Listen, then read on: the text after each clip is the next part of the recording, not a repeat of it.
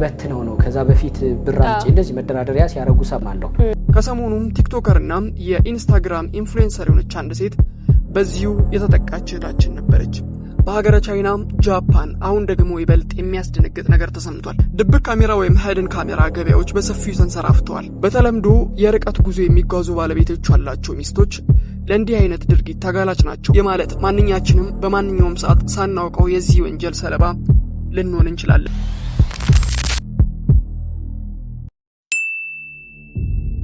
ይህ ድምጽ ለሁላችንም የተለመደ ነው። በየቀኑ በመቶዎች የሚቆጠሩ መልእክቶች በቴሌግራም በኩል ይደርሱናል። ብዙዎቹ የሥራ መረጃዎች የትስስር መድረኮች ናቸው። ነገር ግን ከነዚህ መልእክቶች ጀርባ የአንድ ሰውን ሕይወት ለዘላለም የሚቀይር፣ ቤተሰብን የሚያፈርስ፣ ስሙን ለሞት የሚዳርግ ጥቁር ዓለም እንዳለ የምታውቁት ምናልባትም ብዙዎች ላትሆኑ ትችላላችሁ። ዛሬ የምናወራው ስለ ቴክኖሎጂ አይደለም። ዛሬ የምናወራው ቴሌግራምን ተጠቅመው በኢትዮጵያዊ እህቶቻችን ላይ ስለሚፈጸሙ ዘመናዊ ጥቃቶች፣ ስለ እርቃን የቴሌግራም ፌስቲቫል ነው። ከዛን ስለሆነ ልቅ ምናምን መቅረጽ ራቁቴን ሲደፉ ምን ሲሉኛል ሸጣውት ነው ለቴሌግራም ለቪዲዮ ለግብረ ሰዶም አረገዝኩት ልጅ ነገ ሲያይ ምን አይነት እናት ነኝ?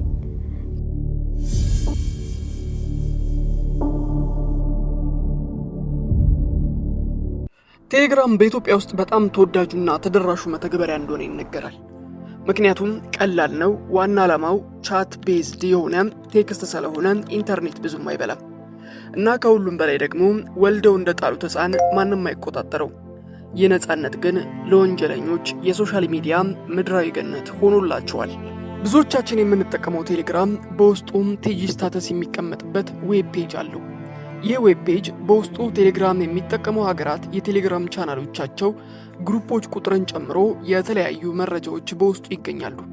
ለምሳሌ የህንድን ስንመለከት የቻናል ካታጎሪዎቻቸው ውስጥ ህንዳውያን አክሰስ የሚያደርጓቸው ቻናሎች በተለያዩ ምድብ በኤዱኬሽን፣ በኢንፎርሜሽን፣ በፖለቲክስ እንደዚሁም ኢንተርቴንመንት ቻናሎች በቁጥራዊ መረጃም ተካፍለው ይገኛሉ። እስቲ ወደ ሀገራችን ኢትዮጵያ ጎራ እንበል።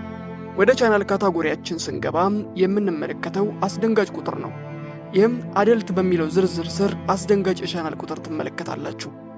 ከዚህም ቻናል በታች የቁጥር ደረጃ የኤክሶቲክና አደልት በይበልጥ በልጦ ብቻ ሳይሆን ከግማሽ በላይ የሚሆነው በፐርሰንት ደረጃ ሲሰላ የመጀመሪያውን ድርሻ የሚይዘው የአደልት ቁጥሩ ነው።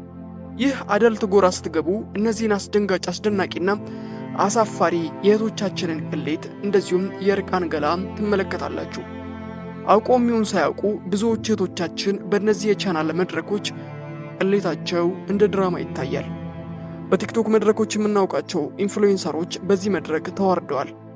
እንደነ ባምቢ ሀበሻ የተሰኙ በቲክቶክ መድረክ ብራንዳቸውን መገንባት የቻሉት በእነዚህ መድረክ የተዋጣው የገዛ ምስላቸውን ላይፍቁት ተለጥፎ ለዘላለም ቁጭ ብሎ ይታያል። እኔን አሁን ሁሉም እኮ የሚናገረኝ ክብሬን ስላልጠበቅኩ በሰዓቱ ራሴን ስላሳነስኩኝ አይደለም። በአንድ ወቅት በኢትዮጵያ ላይ ወጥቶ የነበረው ከርቃን ምስሎች ጋር ተያይዞ በሚደረጉ ሰርቺንግ ስታተሶች ውስጥ ግንባር ቀደም እንደነበርን ይታወሳል።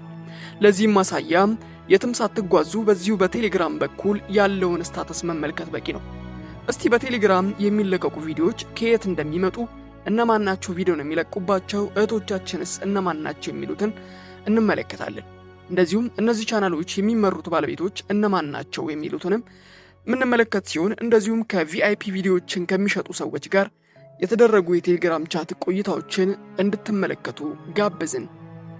የምትመለከቱት ቪዲዮ ለብዙዎች እንዲደርስ አሊያም እንዲመለከቱትና ጉዳዩን እንዲያጡኑበት እንዲያደርግ ይህን ቻናል ላይክ ብታደርጉት ለብዙ ሺዎች እንዲደርስ ያደርጋል። እንደዚሁም ይህን ቻናል ሰብስክራይብ ብታደርጉ ተመሳሳይ ዝግጅቶች ሲለቀቁ ሁልጊዜም እናንተ ጋር እንዲደርስ ያደርጋል። እነዚህ ቻናሎች እያንዳንዳቸው ከ10 ሺህ በላይ አባላት ቤተሰብ አድርገዋል።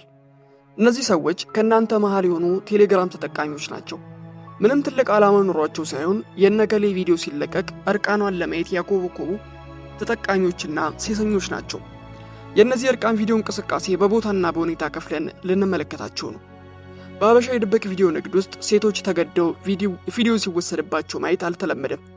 ከእርሱ ይልቅ በአንዳንድ አታላይ ሁኔታዎች የርቃን ምስሏ እንዲቀር ማድረግ የተለመደ ነው። በተለምዶ የርቀት ጉዞ የሚጓዙ ባለቤቶች ያላቸው ሚስቶች ለእንዲህ አይነት ድርጊት ተጋላጭ ናቸው። ናፍቀሽኛል፣ የእርቃን ምስልሽን እፈልጋለሁ፣ ራስሽን ስታረኪ የሚል ጥያቄ የሚቀርብላቸው ብዙ ሴቶች ናቸው ይህንን ሁኔታም እንዲያደርጉ የሚገደዱት። ሁለተኛው ሁኔታ በወሲብ ወቅት የሚበሩት ፍላሽ ላይቶች ናቸው።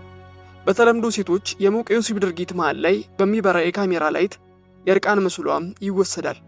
ይህ ሁኔታ ነው እንግዲህ ሳናውቀው በአደባባይ የገዛ ገላችንን ብዙዎች እንዲመለከቱት የሚያደርገው።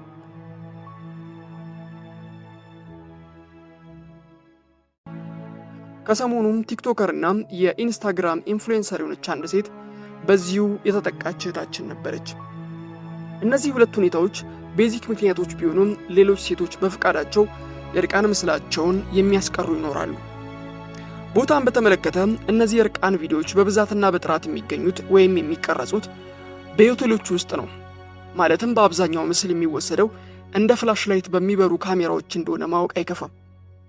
አንዴ ከዛ ግለሰብ የወጣ የወሲብ ቪዲዮ ከአንዱ ቻናል እንደ ኳስ ሜዳ እየተቀባበሉት 5-6 ቻናሎች ላይ የእርቃን ምስሏ ለታዳሚ ይደርሳል። ይህ የዘመናችን የሴቶች መረብና የሚተበተቡበት ገመድ ነው። ወንጀሉ በቪዲዮና በፎቶ ብቻ አይቀርም። ላናግራቸው እንደሞከርኩት የቻናሉ የተወሰኑ ባለቤቶች እንደሚሉት እውነተኛዋ የአንዲት ሴት የወሲብ ምስል ሲመጣልን ለህዝብ ይፋ እናደርግም ይላሉ። ይልቁኑ እንደ ወሲብ ቆይታው በተለምዶ ከ5 እስከ 8 ደቂቃ ውስጥ አንዱን ደቂቃ ብቻም ለህዝብ እይታ ያቀርባሉ። ሌላው በቪአይፒ ስቴጅ ይቀመጣል። ስቃዩ የሚጀምረው እንግዲህ በዚህ በጥቁር ገበያ ውስጥ ነው። ብዙዎች ቻናሎች ቪአይፒ የሚባል ክፍል አላቸው። እዚህ ክፍል ለመግባት ክፍያ ይጠይቃሉ። አብዛኞቹ ሲጠየቁ እንደ ቻናሉ ጥራታቸው ከ1000 እስከ 2000 ብር አካባቢ ይጠይቃሉ። እነዚህ ወሲብ ቪዲዮዎች ቸርቻሪዎች ብልህ ናቸው። ክፍያውን የሚፈጽሙት በባንክ ሳይሆን በቴሌግራም ስታርስ አሊያም በዩኤስዲቲ በኩል ነው። ለምን ይህንን ያደርጋሉ ብለን ከጠየቀን ምክንያቱም የገንዘብ ዝውውሩን ተከትሎ ማንም እንዳይዛቸው አስበው ነው። ይህንን የገንዘብ ስርዓት እንዴት ነው የሚሰራው? አንድን የወሲብ ቪዲዮ የሚገዛ ግለሰብ ያወጣው ብር እንዴት ተመልሶ ብር ሆኖ እነዚህ አሳማዎች ሆድ ውስጥ ይገባል የሚለውን በዝርዝርና በማስረጃም እንመልከት። የወሲብ ቪዲዮዎችን የሚገዙ ግለሰቦች በተለምዶ ብራቸውን ያወጡና ዩኤስዲቲ ወይም ስታርስ ይገዛሉ። በተለምዶ ስታርስ የሚባለው ቴሌግራም ለደንበኞቹ ያስቀመጠው የግል መገበያያ የሆነ የከረንሲ ሜተድ እንደሆነ መገንዘብ ያስፈልጋል። በተለምዶ ብሩ ወደ ዩኤስዲቲ ወይም ወደ ስታርስ ከተቀየረ በኋላ ስታርሶቹ በቀጥታ ወደ ኤክስቼንጅ ኢንቱ ብር በሚባለው ቀጥታ በሚቀይሩበት መንገድ ወደ ቪአይፒ ሴለሮች ኪስ ውስጥ ወይም ደግሞ እነዚህን ቪዲዮዎች ወደሚሸጡ ግለሰቦች ኪስ ውስጥ ይገባሉ። አሊያም ይህ ቪዲዮ ገዢ ወይም ደግሞ ቪዲዮ ለመግዛት የፈለገ ሰው የቀየረውን ብር አሊያም ወደ ዩኤስዲቲ የተቀየረው ብር በቀጥታ ወደ ቴሌግራም ዋሌት እንዲሄድ ይደረጋል። በዚህ ቴሌግራም ዋሌት ላይ ከገባን በኋላ የተለያዩ አበሾች ፒ2ፒ ማርኬት ወይም ደግሞ ግለሰቦች ከግለሰቦች በሚገበያዩበት በከረንሲ ኤክስቼንጅ ሜተድ ዶላሩን ወደ ብር ለመቀየር ይጓዛሉ። ሚድል ኤክስቼንጀሮች ወይም ደግሞ ዌልዝ የሆኑ ዶላሮችን የሚፈለጉ ግለሰቦች ከሀገር ውስጥ በብላክ ማርኬት አማካኝነት ዩኤስዲቲውን በቀላሉ ወደ ብር ይቀይራሉ። አሊያም እነዚህ ግለሰቦች ከነዚህ ቪአይፒ ሴለሮች የወሰዱትን ዩኤስዲቲ ወደ ብር ቀይረው ወደ ቴሌግራም አካውንታቸው በማስገባት ወደ ቪአይፒ ሴለሮች የኪስ ገንዘብ እንዲገባ ያደርጋሉ።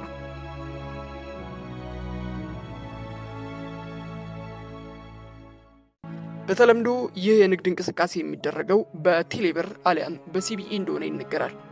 የለኔ አይገርመኝም ሴት ፈቅዳ እርቃኗን በቀረችበት ወቅት የተቀረጸ ምስል ምንም አያስገርመኝም ካላችሁ የሌላ ጉድ ነው ልበላችሁ። በሀገረ ቻይና፣ ጃፓን አሁን ደግሞ ይበልጥ የሚያስደነግጥ ነገር ተሰምቷል። ድብቅ ካሜራ ወይም ሃይድን ካሜራ ገበያዎች በሰፊው ተንሰራፍተዋል።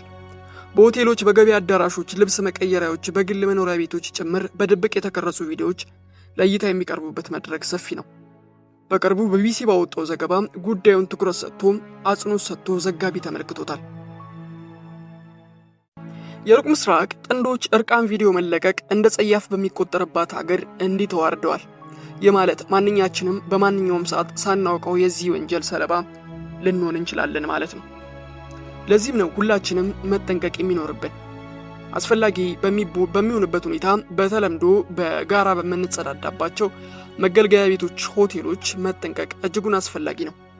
ለዚህ ምርመራ ስል አንዱን የቻናል ከሚያስተዳድር ሰው ጋር እንደ ተራ ደንበኛው አውርቼው ነበር። ቪዲዮውን ከየት ነው የምታመጣው የሚል ቅልል ያለ ጥያቄ በተግባቦት ጠየቅኩት። የሰጠኝ መልስ ለብዙዎች ያሳፍራል። ሰዎች ራሳቸው ናቸው የሚልኩልን ይለኛል። አንዳንዶቹ በክፍያ አንድ ኮንተንት ጥራታቸውን ገዛቸዋለን በትንሽዬ ብር ይላል።